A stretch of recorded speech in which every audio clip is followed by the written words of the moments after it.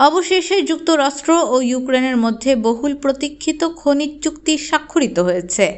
Bundle থাকলে প্রতি সেনমানিতে টাকা বাঁচবে। বিকাশ সেনমানি বান্ডেল কিনে জিতুন প্রতি লেনদেনে। এর মাধ্যমে ইউক্রেনের নতুন খনিজ সম্পদ চুক্তিতে অগ্রাধিকারমূলক প্রবেশাধিকার এবং কিয়েভ পুনর্গঠনে বিনিয়োগ করবে যুক্তরাষ্ট্র। চুক্তির আওতায় দুই দেশের জন্য একটি যৌথ তহবিল গঠন করা হবে। গেল ফেব্রুয়ারি মাসে মার্কিন প্রেসিডেন্ট ডোনাল্ড ট্রাম্প ও ইউক্রেনের প্রেসিডেন্ট ভলোদিমির জেলেনস্কির মধ্যে হোয়াইট হাউসে বহুল আকাঙ্ক্ষিত বৈঠক অনুষ্ঠিত হয়। তবে এই বৈঠকে শান্তিপূর্ণ আলোচনার বদলে উত্তপ্ত বাক্য বিনিময় রূপ নেয়। আর সেই বৈঠকের কয়েকদিনের মধ্যেই কিয়েভ ও ওয়াশিংটনের স্বাক্ষরিত হলো যুগান্তকারী খনিজ চুক্তি। দুদেশের মধ্যে স্বাক্ষরিত এই চুক্তির আওতায় একটি যৌথ তহবিল গঠিত হবে।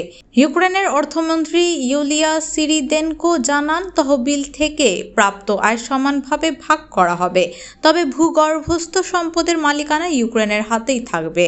আর নতুন খনিজ লাইসেন্স থেকে আসা আয়ের অর্ধেক যাবে এই ফান্ডে।